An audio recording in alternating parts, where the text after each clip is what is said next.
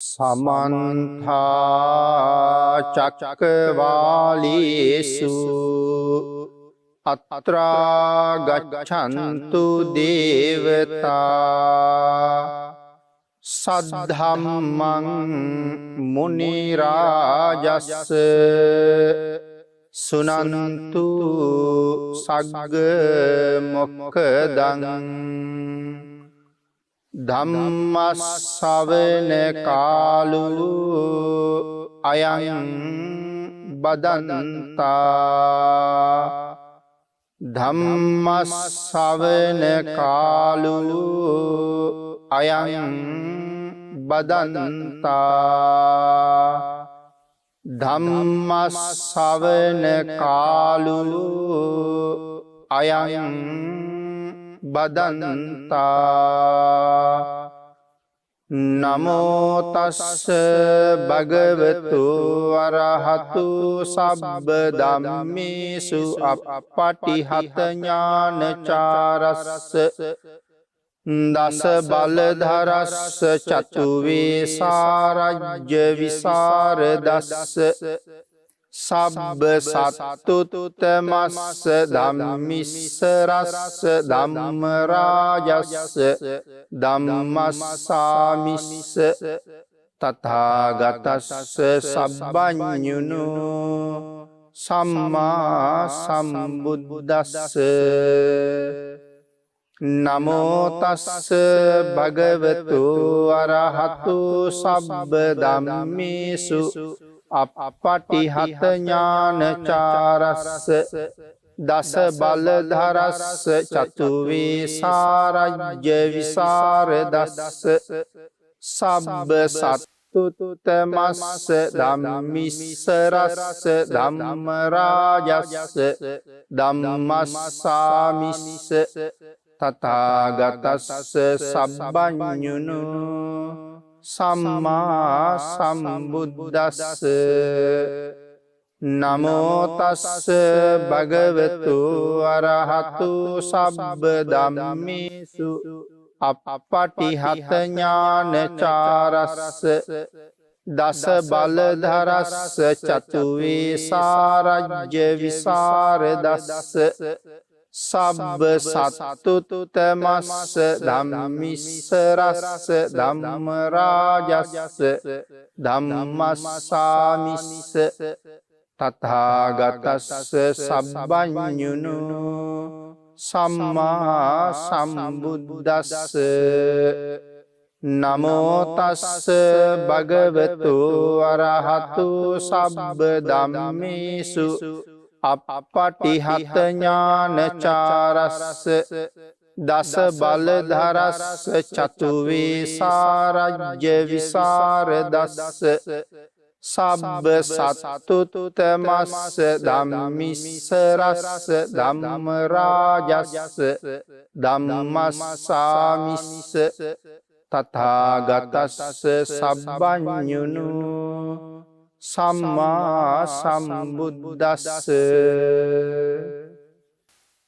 සද්ධර්ම ශ්‍රාවක කාරුණික ගුණගරුක බෞද්ධ පින්නතුනි බොහෝම ශ්‍රද්ධාවෙන් යුක්තව සියලු දෙනාම සූදානම් වෙන්නේ තිලෝගුරු සම්මා සම්බුදුරජාණන් වහන්සේ විසින් ලෝක සත්වයන් පිළිබඳව අසීමිත දයාවෙන් කරුණාවෙන් මෛත්‍රියෙන් යුක්තව අවබෝධ කරගෙන දේශනා කොට වදාළ පරම ගම්බීර වූ ශ්‍රී සද්ධර්ම රත්නයෙන් අබමල් රේණුවකටත් වඩා අඩු බොහෝම පුංචි කොටසක් දේශනා කරවගෙන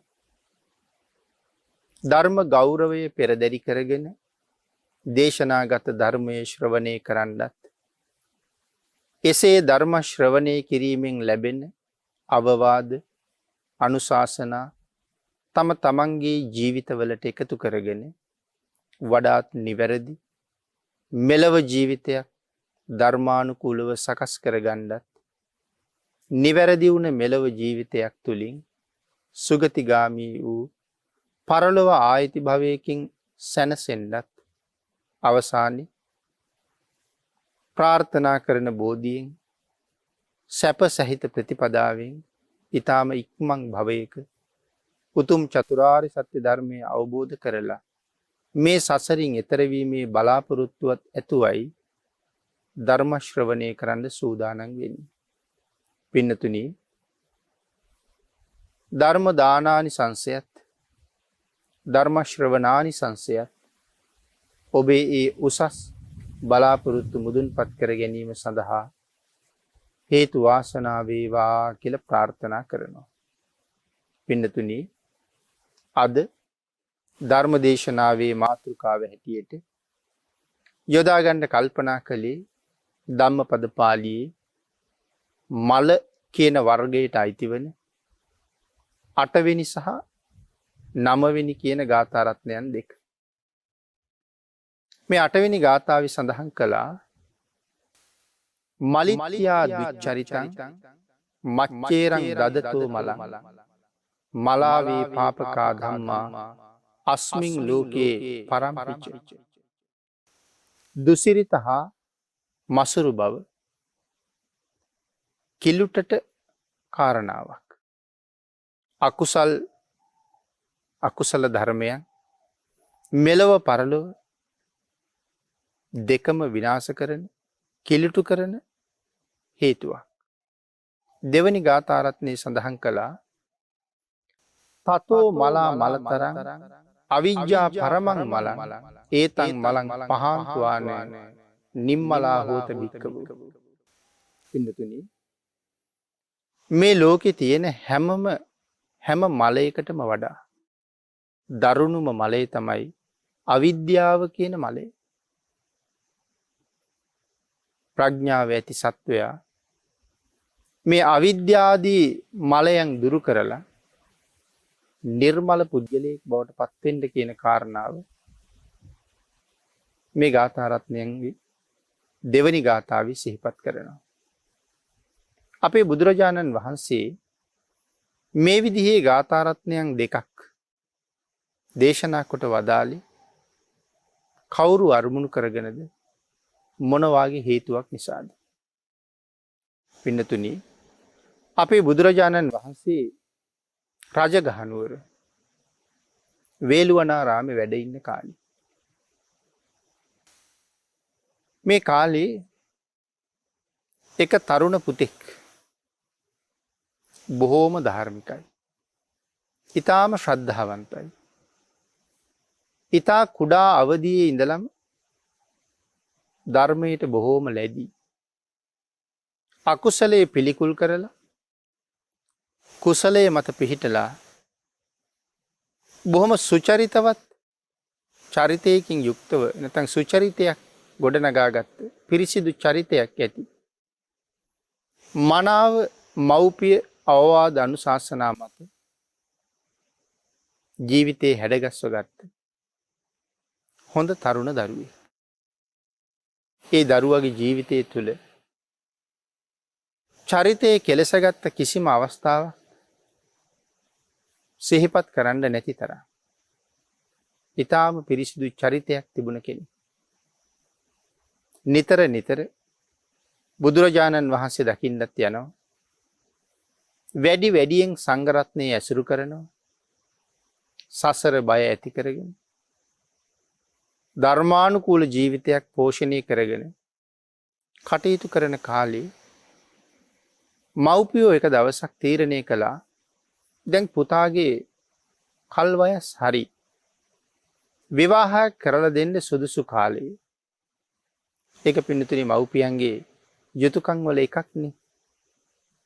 අපේ භාග්‍යතුන් වහන්සේ මව්පියන්ගෙන් දරුවන්ට ඉෂ්ට වෙන්න ඕන යුතුයකම් 5ක් දේශනා කළා.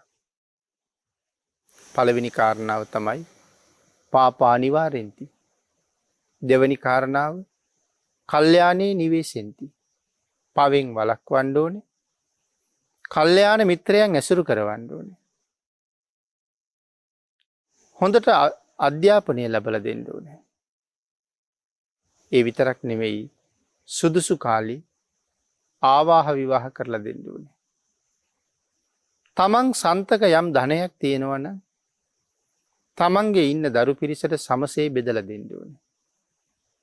එතකොට සඳහන් කළා එක යුතුයකමක් සුදුසු කාලයේ ආවහම ආවාහ විවාහ කරලා දෙන්න ඕනේ. ඉතින් මේ තරුණ පුතාගෙත් දැන් සුදුසු වයස. එනිසා මව්පියෝ තීරණය කළා පුතාට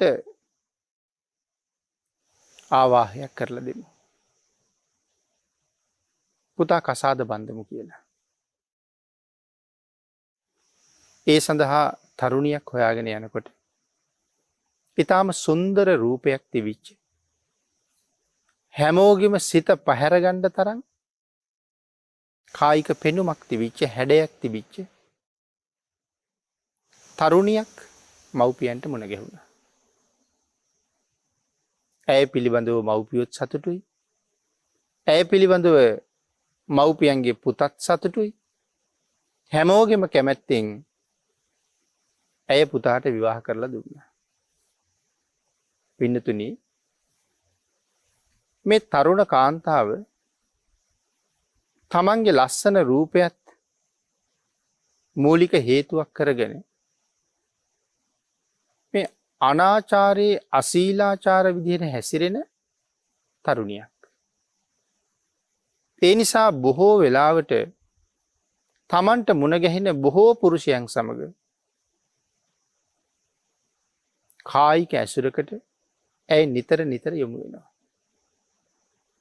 කෙටියෙන් සඳහන් කළොත් ඇය අනාචාරයේ හැසිරෙන්න ප්‍රිය කරන තැනැත්තියක්. ආන්ගේ කාරණාව නිසා දැන් මව්පියන්ටත් ලැජ්ජයි. පුතාටත් ලැජ්ජයි. අලුතෙන් පවුලට සම්බන්ධ කරගත්ත සමාජිකාව. මව්පියන්ගේ ලේලිය, පුතාගේ බිරිඳ, ඇය සතු මේ අනාචාර සහිත හැසිරීම නිසා ගමට ප්‍රදේශයට මුහුණ දෙන්න පවා යම් විලිලැජ්ජාවක් මේ පවුලේ අයට ඇති වුණා. නිතර නිතර බුද්ධ උපස්ථානයට, සංඝ උපස්ථානයට වෙහෙරට යන මේ පුතා ටික දවසක් ඒ කටයුතු වලට ගියෙත් නැහැ. එයි මග තොටේ මුණ ගැහෙන අය තමන්ගේ ස්වාමි දිනිය ගැන නොයෙක් කරුණු කියන නිසා. නමුත් ටික දවසක් ඉඳලා විහාරයට ගියපු වෙලාවක බුදුරජාණන් වහන්සේ මේ තරුණ පුතාගෙන් අහනවා පහුගිය කාලේ ආවේ නැත්තේ ඇයි කියලා. බුදුරජාණන් වහන්සේට සඟවන්න දෙයක් නැහැ. අපි සඟවන්න හිතුවත් ඒක සැඟවෙන්නෙත් නැහැ. ඒ නිසා මොහු භාග්‍යතුන් වහන්සේට ඇත්ත කතාව කියනවා. ස්වාමීනි, මම පහුගිය දවස්වල විවාහ වුණා. මගේ බිරිඳ අනාචාරයන්ට පටන් අරගෙන. ඒ නිසා මට සමාජයට මුහුණ දෙන්න ලැජ්ජාවක් තියෙනවා. ඒ නිසායි ස්වාමීනි මම පහුගිය දවස්වල ආවේ නැත්තේ කියන කාරණාව බුදුරජාණන් වහන්සේට මතක් කරාම අපේ භාග්‍යතුන් වහන්සේ ඔහුට අතීත කතාවක් දේශනා කළා. ඒ අතීත කතාව තමයි අපේ ජාතක පාළියේ සඳහන් වෙන අනබිරති කියන ජාතක කතාව. භාග්‍යතුන් වහන්සේ දේශනා කරනවා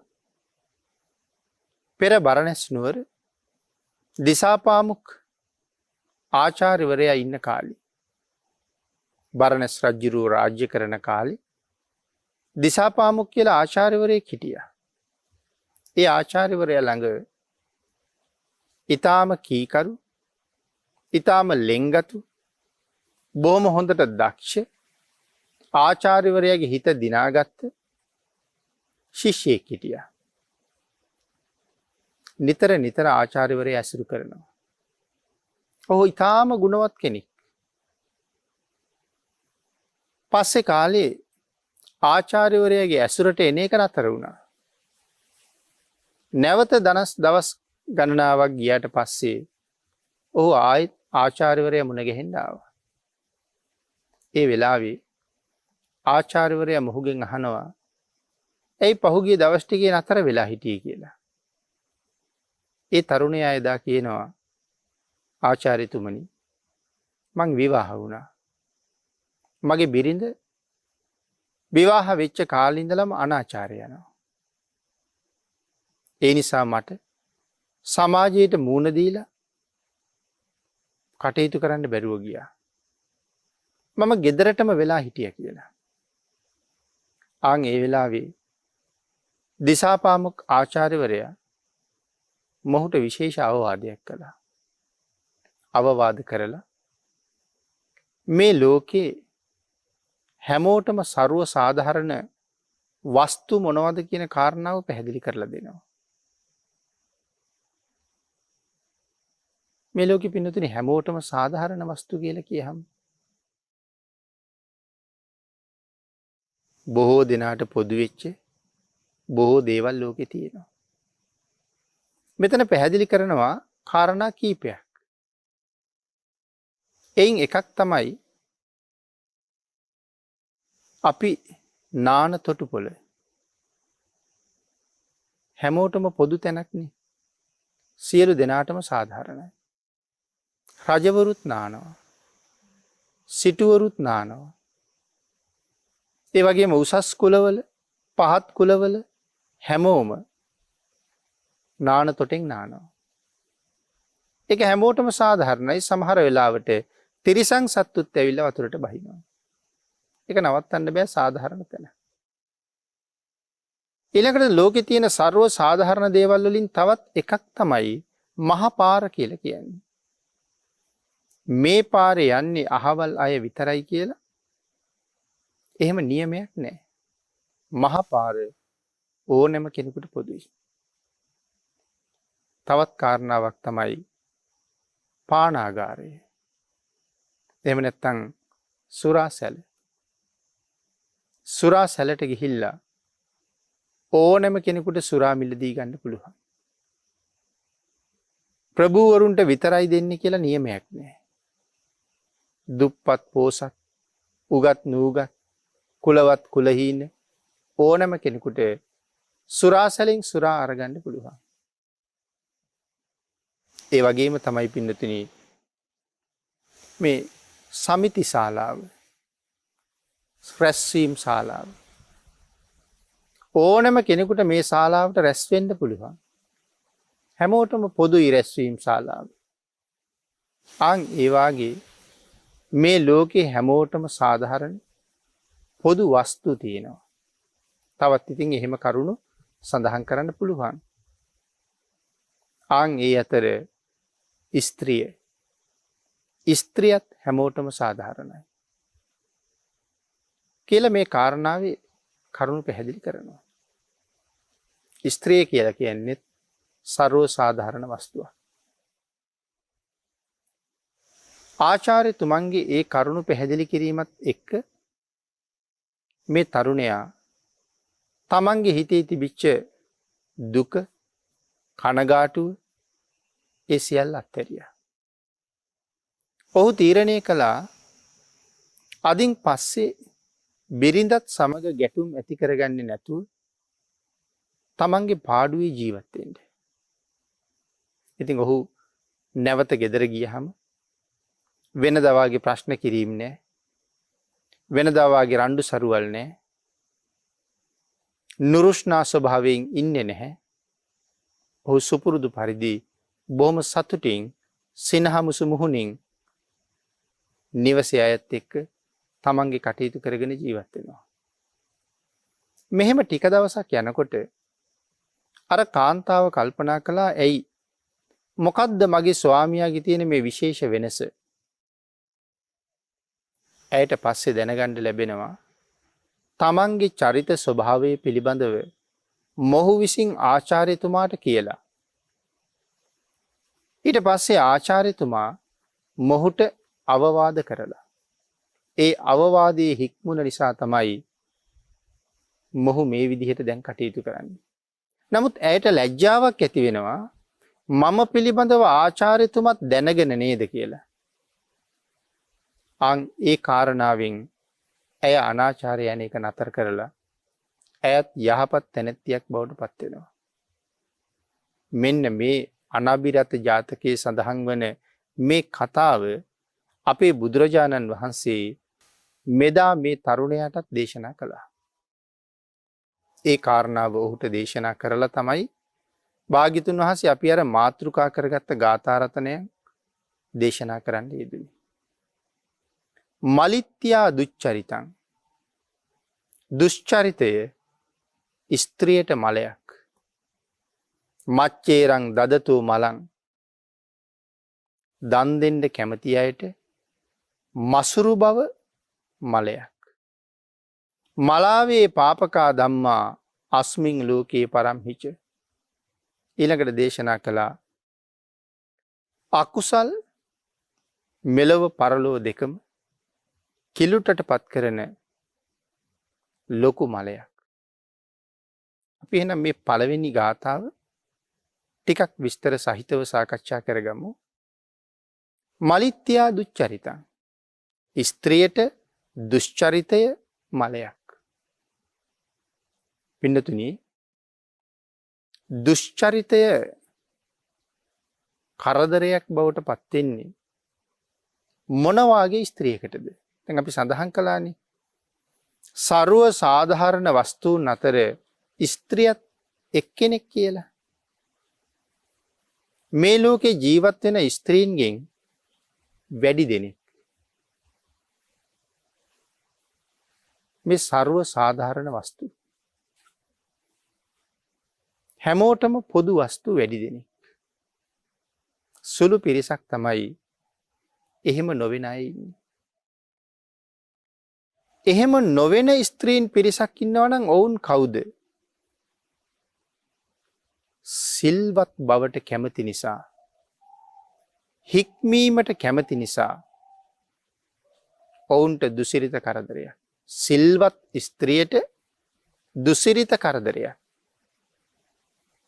සිල්වත් ස්ත්‍රියකට යම් කෙනෙක් අයුතු යෝජනා කරනවා නම් ඒක ඇයට කරදරයක්.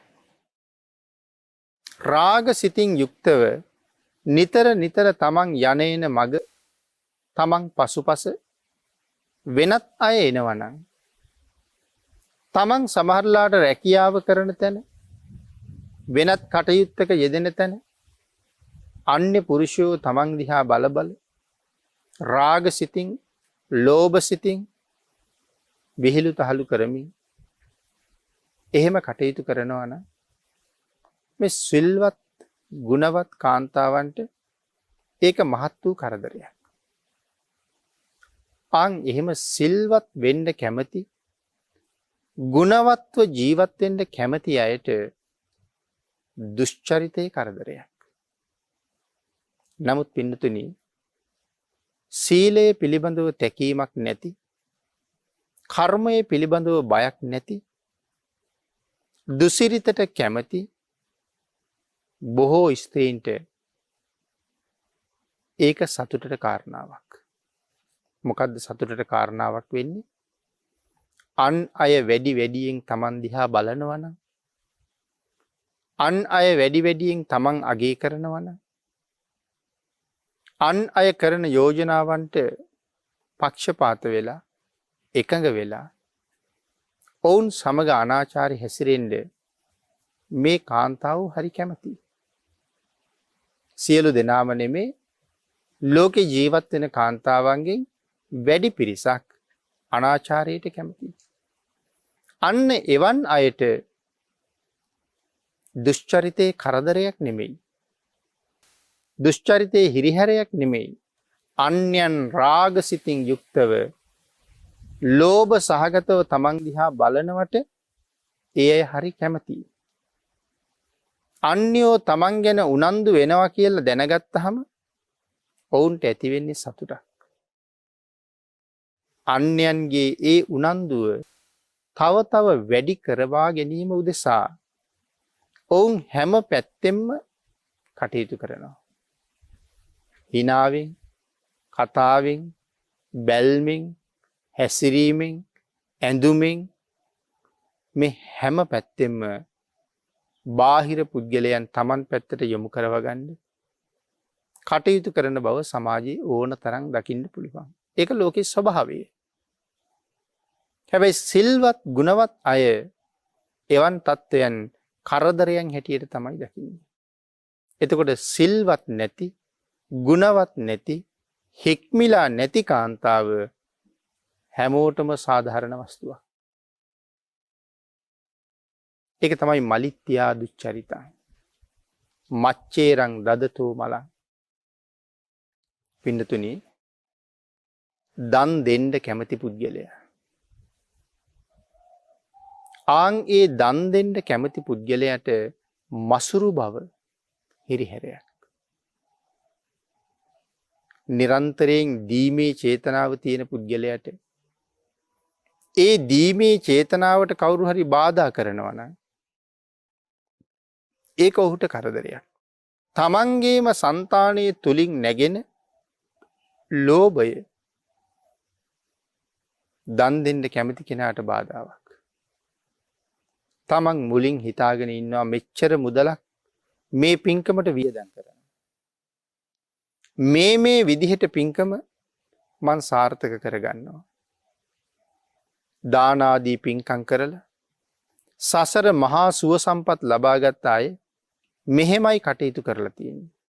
එවන් උතුම් දාණය මමත් මුදුන්පත් කළ යුත්තේ මෙහෙමයි කියලා සැලසුම් හදනවා.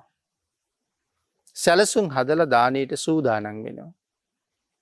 නමුත් සමහර වෙලාවට බඩු මුට්ටු ගන්න ගියහම ඒ තරම් මුලින් හිතාපු විදිහට වියදම් කරලා බඩු ගන්න අකමැත්තක් ඇති වෙනවා.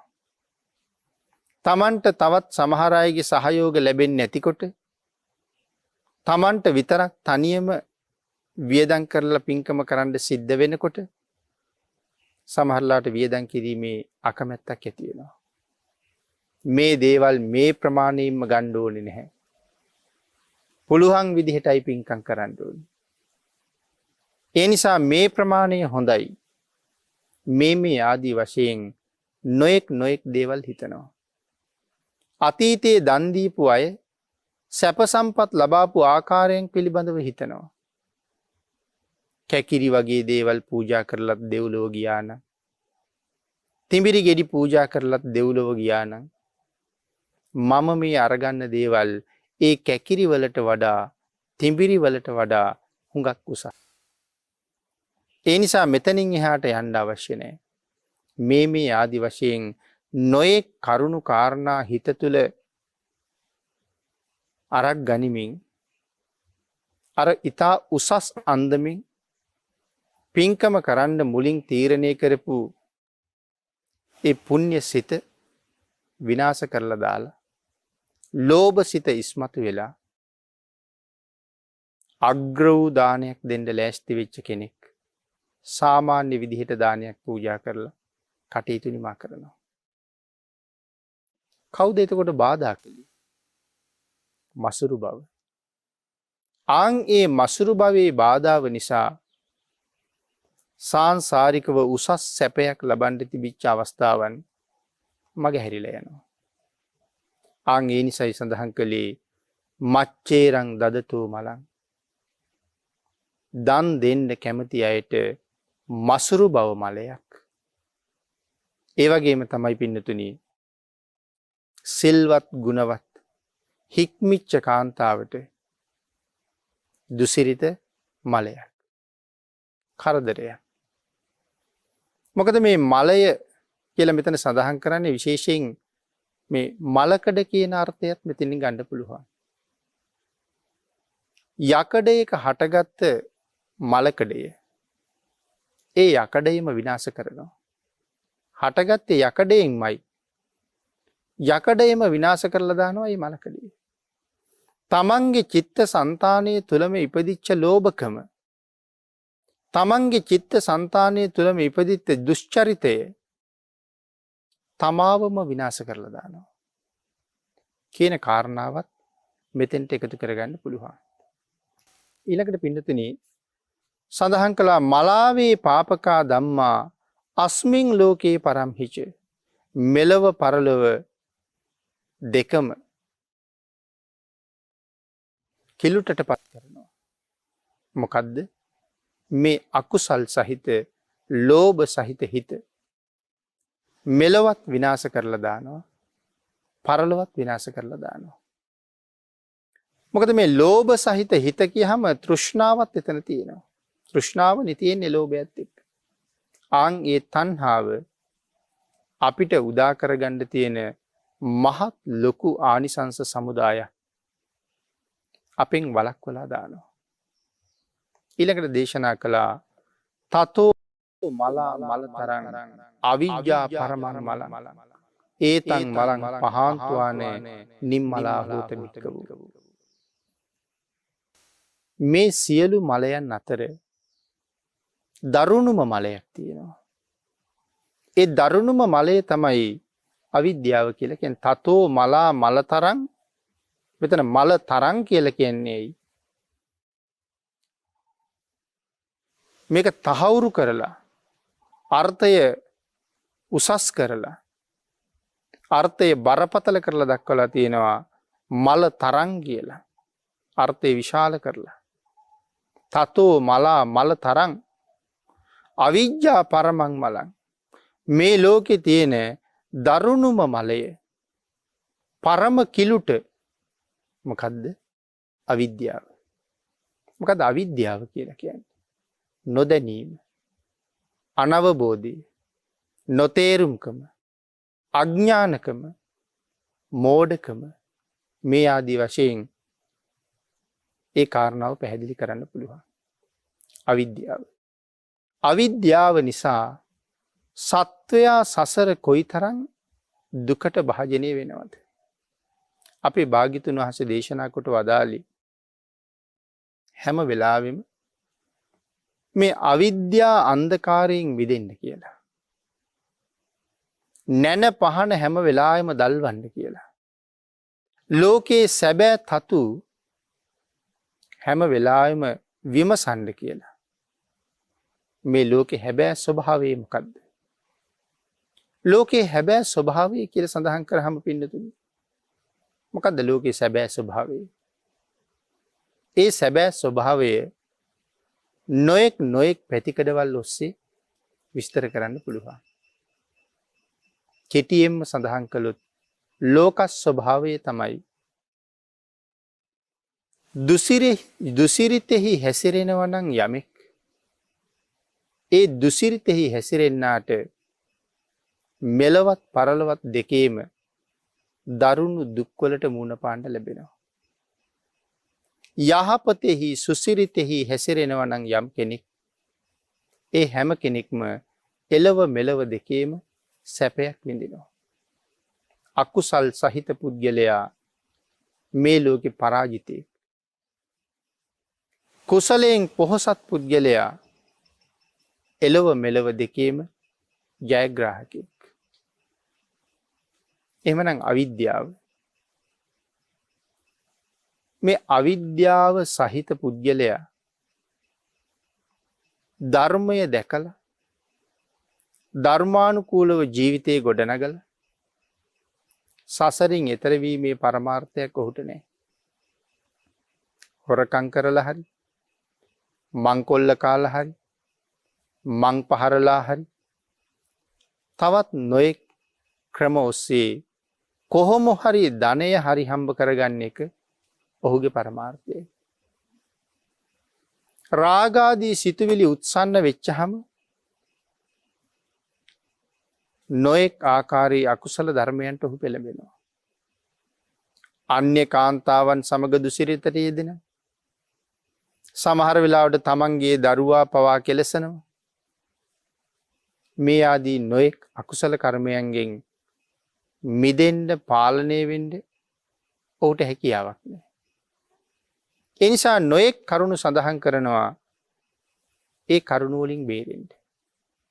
තවත් විදිහකට සඳහන් කළොත් අපේ භාග්‍යතුන් වහන්සේ උසස් ජීවන රටාවක් වෙනුවෙන් මෙලවත් පරලොවත් සුවපත් කර ගැනීම වෙනුවෙන් ගිහි ජනතාව සඳහා නිත්‍ය වූ සීලයක් දේශනා කොට වදාලා.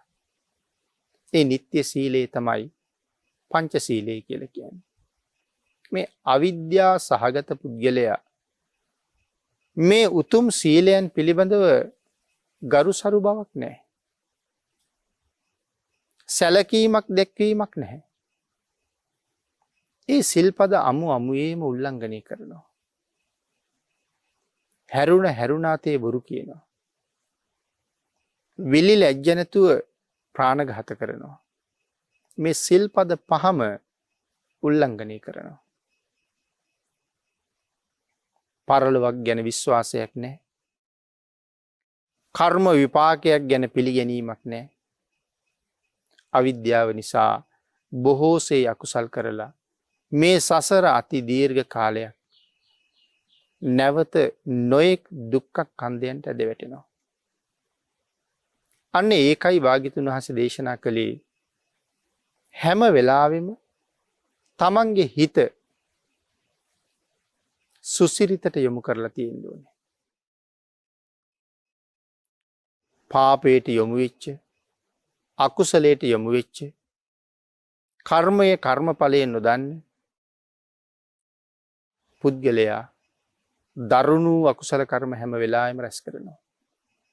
ආන් ඒ නිසා මේ අවිද්‍යාව කියලා කියන්නේ මලයන් අතර පරම මලයක්. හැම පැත්තකම අකුසල් ලොහු කරනවා. විවිධ විපාක වලට හේතු වෙන අකුසල් ලොහු කරනවා. අති දීර්ඝ කාලයක් සතර අපායේ ඔහුට ඒ අකුසල් ගෙවන්න සිද්ධ වෙනවා. ඒතං මලං පහන්තුවාන. ආන් ඒ වාගේ අකුසල කර්ම මලයන් කිලුට අයින් කරලා දාන්න. හන්තුවා මරලා දාන්න. නමුත් මෙතන සඳහන් කරන්නේ පහන්තුවා. නැවතත් අර්ථය බර කරලා සඳහන් කරනවා මරලම දාන්න. මොනවද මරන්න කියලා කිව්වේ? අකුසල් සිත මරලා දාන්න. අකුසලය ප්‍රහීණය කරලා දුරින්ම දුරු කරලා දාන්න. ලෝභ සිතට හැම වෙලාවෙම විරුද්ධව වැඩ කරන්න. පින්නතුනි මේ කාරණාව පැහැදිලි කරනකොට අපේ භාග්‍යතුන් වහන්සේ කරුණු ගණනාවකින් කරුණු දක්වනවා. ඒ කරුණු දක්වනකොට සඳහන් කරනවා යම් කෙනෙක් මේ සාංසාරික සුවය බලාපොරොත්තු වෙනවා නම්, සසරින් මිදීම බලාපොරොත්තු වෙනවා නම්, නීවරණ ධර්ම තමන්ගෙන් දුරින්ම දුරු කරන්න ඕන කියලා. ඒ කාරණාව පැහැදිලි කරනකොට අකුසලයක් හිතට ආවහම ඒ අකුසලයට හිත ඇතුලේ ඉන්න ඉඩ දෙන්න හොඳ නැහැ. එතකොටනේ මේ අකුසලයේ හිත ඇතුලේ වර්ධනය වෙන්නේ. නාදිවාසීති පජහති විනෝදේති ව්‍යන්ති කරෝති අනභවං ගමේති. අකුසලයට හිත ඇතුලේ ඉන්න ඉඩ දෙන්න එපා. අකුසල් සිත් ඕන තරම් අපට ඇති වෙනවා. රාග සිත් ඕනෑම පුද්ගලයෙක් ළඟ ඇති වෙනවා. ආන්ගේ රාග සිත ඉපදුනාට පස්සේ ඒ රාගයට හිතේ ඉන්න ඉඩ දෙනවා කියලා කියන්නේ ඒ රාගයට අනුව අපි හිතන්න පටන් ගන්නවා. දකින දේවල් ගැන, දැකපු දේවල් ගැන කල්පනා කරනවා. මගතොටේ දැකපු යම් රූපයක් පිළිබඳව බැඳීමක්, ඇලීමක් ඇති වුණා නම්, රාගසිතක් ඇති වුණා නම්, සමහර වෙලාවට ඒ පුද්ගලයා විවේකයක් ලැබිච්ච හැම වෙලාවකම ඒ තැනැත්තා පිළිබඳව, ඒ තැනැත්තිය පිළිබඳව මානසිකාර කරනවා. නිදාගත්ත වෙලාවට නිින්ද යනතුරු ඒ අරමුණ ගැන මානසිකාර කරනවා. එහෙම වෙන්න අපේ හිතේ මේ රාගය එන්න වැඩි වෙනවා. දියුණු වෙනවා. උත්සන්න වෙනවා.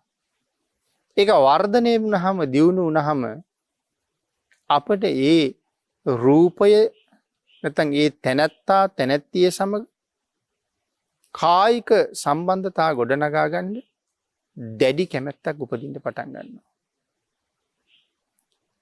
මේ තත්වයටපත් වෙලා ඒ දුසිරිත්වල යෙදිලා අති භයානක අකුසල කර්මයන් රැස් කරගෙන සමහර වෙලාවට හිරේ විලංගුවේ වැටිලා.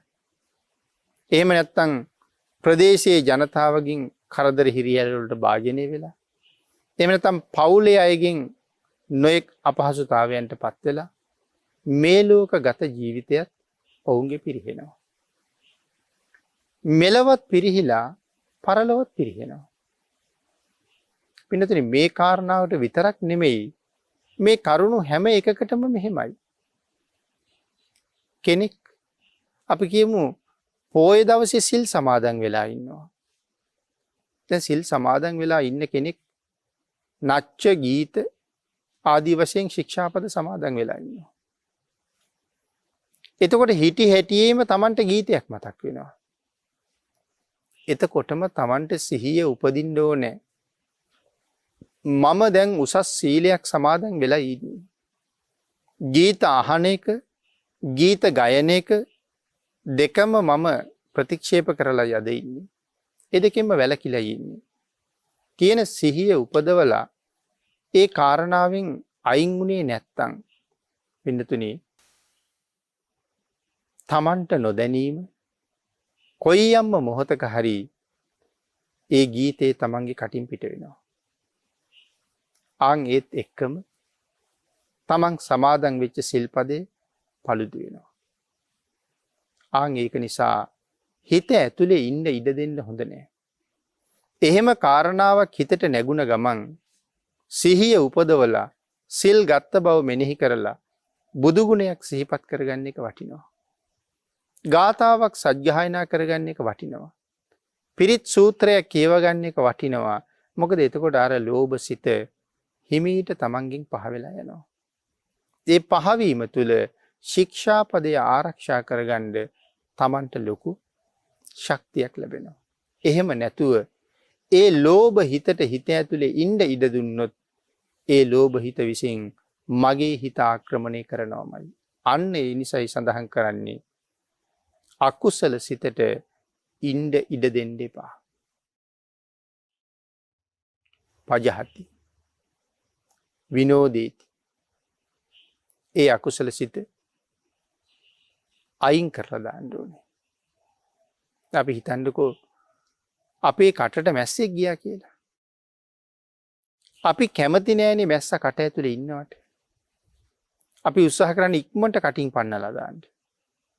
ආන් ඒ වාගේ අකුසල හිත ඇති වුණාට පස්සේ ඒ අකුසලයට හිත ඇතුලේ වැඩෙන්න ඉඩ නොදී වහාම අකුසලයේ බැහැර කරන්න කටයුතු කරන්න ඕනේ. බැහැර කරලා ඉවත් කරන්න ඕනේ. ඉවත් කරලා දුරින්ම දුරු කරන්න ඕනේ. බ්‍යන්ති කරෝති. සර්පෙක් අපේ ඇඟට වැටුණොත් ඒ සර්පයාට අපෙන් ඉවත් වෙන්න සර්පයා අපෙන් ඉවත් කරගන්න අපි කොච්චර උත්සුක වෙනවද? ඉවත් කරගන්න උත්සුක වෙනව නෙමෙයි පින්නතුනි අපි ඉක්මනට බැහැර වෙනවා. අපි පැත්තකට පනිනවා ඉක්මනට දුවනවා අයින් වෙනවා. ඇඟෙන් වට්ටලා බිමට දාලා අපි එතනිනුත් දුවනවා ඉන්නේ නැහැ. ඒ නිසා දුරින් දුරු කරනවා. අවසානයේ සඳහන් කරනවා දුරින් දුරු කළාට ඊතා දුරස් කළාට නැවත ආපහු එන්න පුළුවන්. ආන් ඒක නිසා විනාශම කරලා දානවා. අකුසලයේ උපදින එක විනාශම කරනවා. හැබැයි පින්නතුනි එතන එහෙම සඳහන් කරන්නේ අරහත්වයටම යනවා කියන එකයි. දීර්ඝ ගැඹුරු ධර්ම කාරණාවක්. කාල වේලාවට අනුව අපි මේ කෙටියෙන් සාකච්ඡා කළාට පංච නීවරණයන් යටපත් කරගත්තාම තදංග වශයෙන් යටපත් කරලා ධ්‍යාන අභිඥා ලැබෙනවා. නමුත් පින්නතුනි ධ්‍යානය තුල හිටියට නීවරණ නැත්තරම නැති කරලා නෙමෙයිනේ. හදිස්සියේ නීවරණ ආයෙ මතුවෙන්න පුළුවන්. ඒ නීවරණ නැවත මතුවීම තුල අපි ධානයන්ගෙන් පවා පිරිහෙනවා.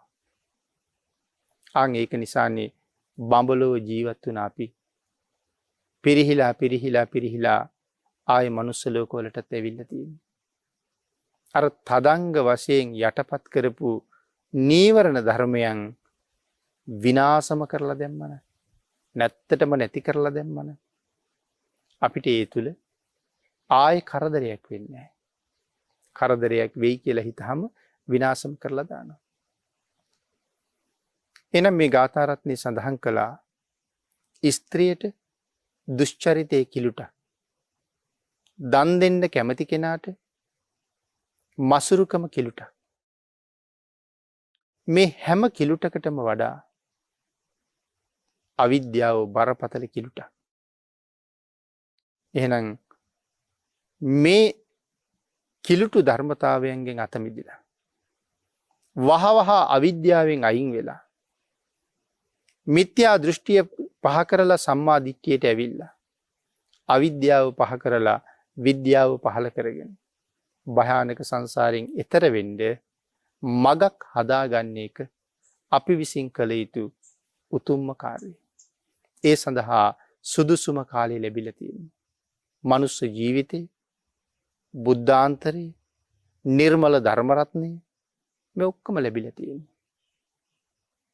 එයින් වහවහ ප්‍රයෝජන අරගෙන ධර්මානුකූලව මේ අකුසලයන් යටපත් කරලා මෙලව සුවපත් කරගෙන පරලොව සුගතිගාමී කරගෙන ප්‍රාර්ථනා කරන බෝධියෙන් සැප සහිත ප්‍රතිපදාවෙන් මේ සංසාරي කෙරවල කර ගැනීම සඳහා භාග්‍යතුන් වහන්සේ දේශනා කරපු උතුම් ශ්‍රී සත්‍ය ධර්මයට අනුව කටයුතු කරලා සසර දුකින් අත මිදෙන්න සියලු දෙනාටම වාග්ය වාසනාව උදා වේවා කියලා ආශිර්වාද කරනවා.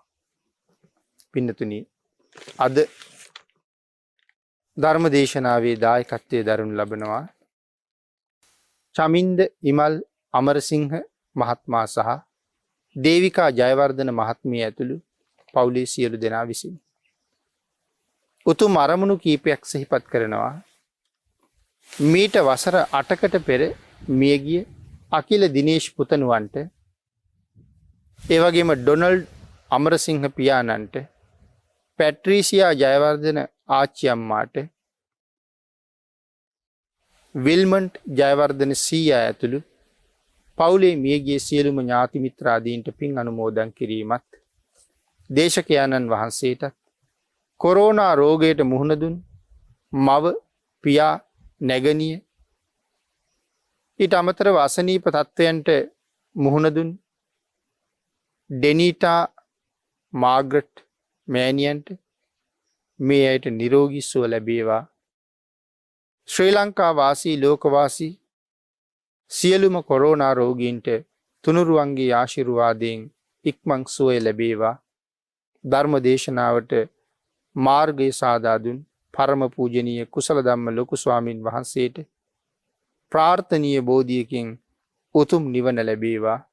බෞද්ධ මාධ්‍ය ජාලයේ කාර්ය මණ්ඩලයේ සියලු දෙනාට නිදුක් නිරෝගී සුවපත් භාවය ලැබේවා. චමින්ද ඉමල් අමරසිංහ මහත්මයා සහ දේවිකා ජයවර්ධන මහත්මිය විසින් මේ විදිහට පින් අනුමෝදන් කළ මියගිය සියලු දෙනාටම පින් අනුමෝදන් වේවා. ආශිර්වාද කළ සියලු දෙනාටම රත්නත්‍රී ආශිර්වාදයෙන් නිදුක් නිරෝගී භාවයේ චිරජීවනයේ උදා වේවා. ඊ타ම ඉක්මන් භවයක ඊ타මත්ම කෙටි කාලයකින් සැප සහිත ප්‍රතිපදාවකින් උතුම් චතුරාර්ය සත්‍ය ධර්මය අවබෝධ කරගෙන සසරින් එතර වෙන්න ධර්ම දානානිසංසයත් ධර්ම ශ්‍රවණානිසංසයත් හේතු වාසනා වේවා කියලා ප්‍රාර්ථනා කරනවා. ආකාසත්තා ච බුම්මත්තා දේවා නාග මහිද්దికා පුඤ්ඤන්තං අනුමෝදිත්වා චිරං රක්ඛන්තු ලෝක සාසනං දේවෝ වස්සතු කාලේන සස්්‍ය සම්පත්ති හේතුච පීතෝ භවතු ලෝකෝ ච රාජා භවතු ධම්මිකෝ.